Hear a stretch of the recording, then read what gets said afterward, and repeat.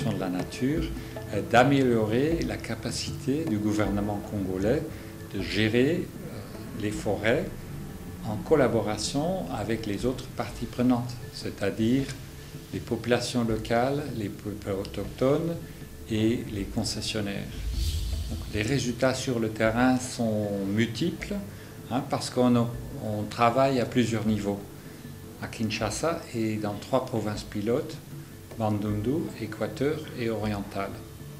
Donc à Kinshasa, on a complété un exercice important de mise à retraite.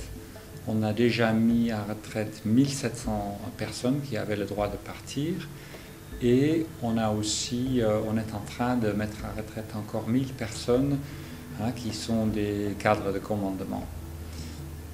Cette mise à retraite va permettre au ministère de recruter une nouvelle vague de personnes et je dirais que ça serait des personnes avec d'un niveau plus élevé. Il faut savoir que l'administration forestière sur le terrain n'avait presque plus rien. Les bâtiments étaient tombés en désuétude, il y avait peu d'équipements, peu de moyens. Donc qu'est-ce qu'on a fait? On a retapé, reconstruit quelques 28 bâtiments en province, des postes de contrôle, des bureaux de district. Et on a aussi installé des équipements, par exemple des ordinateurs et de l'équipement cartographique pour aider les agents forestiers à cartographier la ressource et à mieux contrôler l'exploitation forestière. Il y a 2 grands systèmes qui ont été mis en place. Le 1, c'est le SIGIS, donc c'est un système information géographique intégré qui répertorie toutes les connaissances sur les forêts, toutes les limites des différentes forêts, des concessions forestières, des parcs nationaux, et qui aide donc le gouvernement à cibler ses actions. Et après, il y a aussi le CIGEF, c'est un système de contrôle de l'exploitation forestière.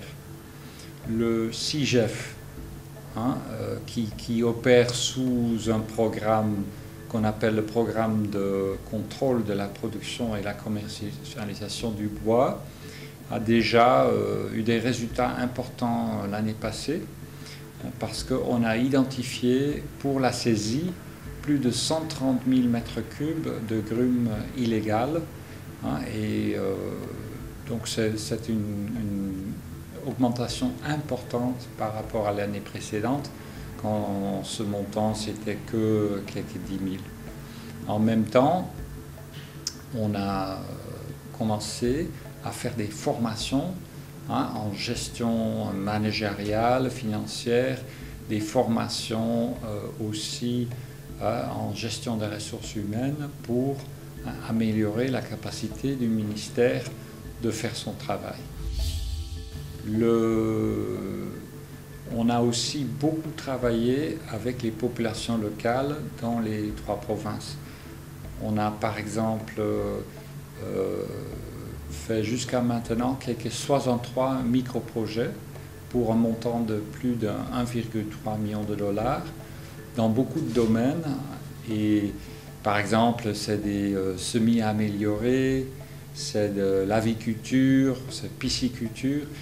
Tout ça, c'est des activités, ce qu'on appelle des activités génératrices de revenus pour les populations locales, qui sont dans des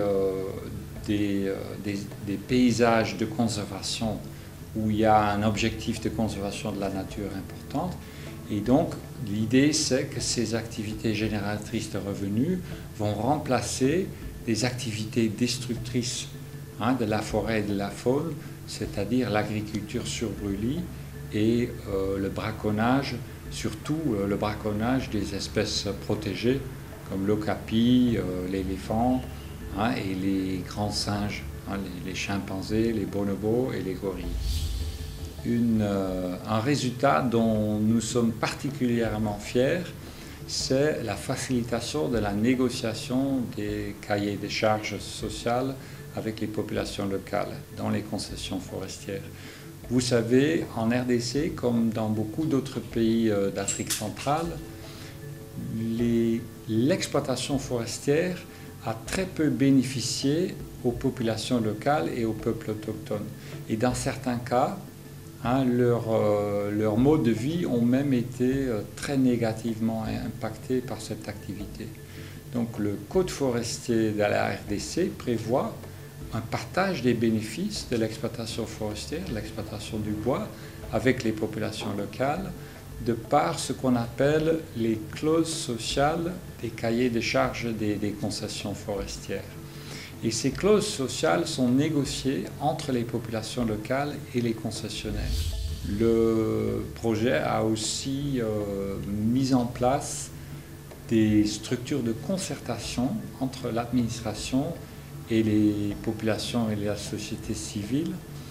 La loi forestière, le code forestier de 2002, a prévu, parce qu'avant il y avait énormément de conflits entre l'administration et le secteur privé et les populations locales.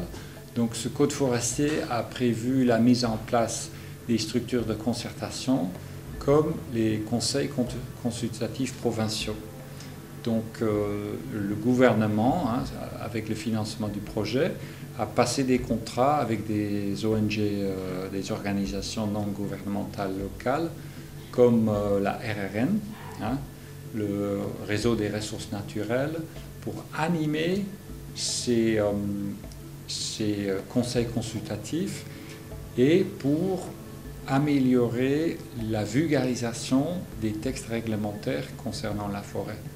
Parce qu'on s'est rendu compte pendant la préparation du projet que même si le code forestier c'est vraiment une très bonne loi et les textes réglementaires dans la plupart des cas sont très compréhensifs, il y a encore beaucoup de malentendus et de manque de connaissance de ces textes en province, aussi bien chez les populations locales que chez les agents de l'administration.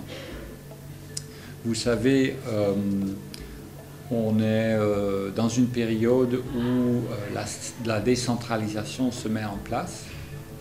Donc les provinces reprennent certaines responsabilités qui étaient auparavant réservées à Kinshasa.